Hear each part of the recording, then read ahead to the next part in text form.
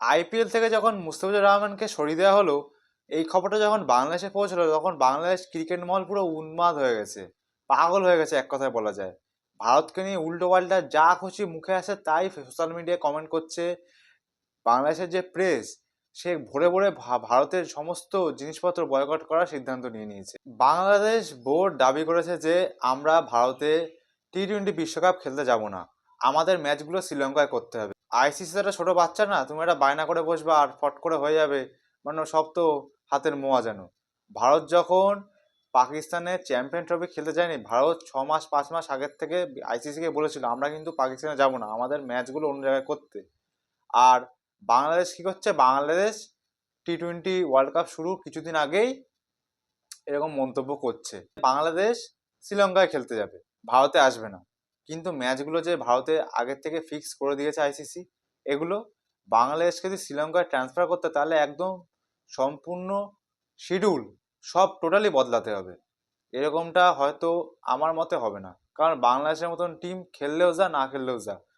বাংলাদেশে 99% মানুষ ভারতকে নিয়ে উল্টোপাল্টা বলছে, আর 1% মানুষ এটা বলছে যে ভারতকে নিয়ে তোমরা যে বলছো, এটা আদৌ কি ভারতের দোষ নাকি বাংলাদেশের মানুষদের দোষ? বাংলাদেশের মানুষরাই কিন্তু এই গন্ডগোল শুরু করেছে।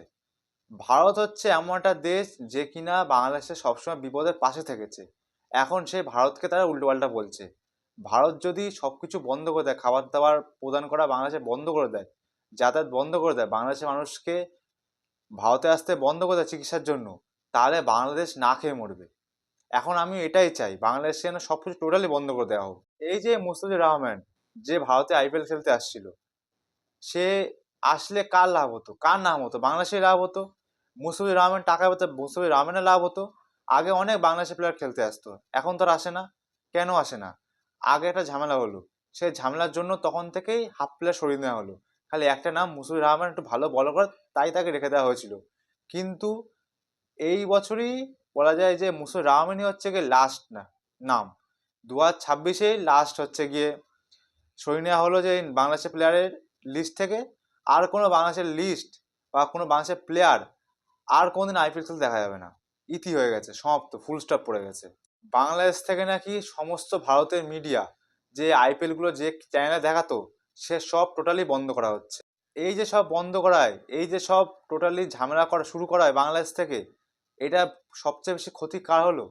বাংলাদেশেরই হয়েছে। ভারতের বিসিসিআই কোনো কিচ্ছু ক্ষতি হয়নি, কিন্তু বিসিসিআই ওই মুস্তাফিজুর রহমান খেললো কি না খেললো কোনো কিছু যায় আসে না, কারণ আইপিএল খেলার জন্য অনেক প্লেয়ার ছটফট করছে, আমরা খেলবো, তারা চান্স পায় না। এই যে কেকেআর থেকে মুস্তাফিজুর রহমান চলে গেছে, বিসিসিআই কিন্তু কেকেআরকে বলেছে তোমরা কিন্তু তার বদলে অন্য কোনো প্লেয়ার নিতে পারবা। এখন কেকেআর অন্য কোনো ভালো বলার তাকে কিন্তু নেবে, বলারই নেবে, অন্য কোনো ব্যাটসম্যান ট্যাটসম্যান কিন্তু চলবে না, কারণ একটা বলার আছে, তার বদলে রিপ্লেস বলার কিন্তু আনা যাবে। ঠিক আছে? আর মুশফিকুর রহমানের চলে গেছে, ক্ষতি হলো কার? মুশফিকুর রহমানের, টাকাটা পেলো না।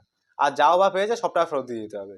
বাংলাদেশে যে খেলাগুলো দেখতো আইপিএল ভক্তরা, যারা দেখতো আইপিএল টাইপিএল, এখন সেখানেও তারা আর আইপিএল দেখতে পারবে না। ক্ষতি হলো কার? বাংলাদেশের মিডিয়া, আর কিছুই না। ভারতে যেমন হয় আইপিএল, ইন্ডিয়ান প্রিমিয়ার লিগ, বাংলাদেশে হয় বিপিএল, বাংলাদেশ প্রিমিয়ার লিগ। কেউ কি কোনোদিন দেখেছো টিভিতে এই বিপিএল দেখতে? আমার তো কোনোদিন চোখে পড়েনি যে বিপিএল টিভি দেখা যাচ্ছে। সব ফালতু খেলা না দেখাই ভালো। আর আইপিএল গোটা বিশ্বে ব্রডকাস্ট হয়, খালি পাকিস্তানে বন্ধ হয়ে গেছিলো, এখন বাংলাদেশে বন্ধ হয়ে যাচ্ছে, এতে কোনো কিছুই যায় আসে না। এটাই স্পষ্ট, এতে ভারতের কোনো ক্ষতি হয়নি, বাংলাদেশে একদম মারাত্মক ক্ষতি হয়ে গেছে। ভারত আগে যেত বাংলাদেশে যে ম্যাচ খেলতে, সেখানে বাংলাদেশেরাই কিন্তু টাকা ইনকাম করতে পারত, এইটাই যা বলার। ভারতের এখানে কোনো ক্ষতি হয়নি, যা ক্ষতি হওয়ার বাংলাদেশেরই হবে। ভবিষ্যতে বাংলাদেশে অনেক কপালে দুঃখ আছে।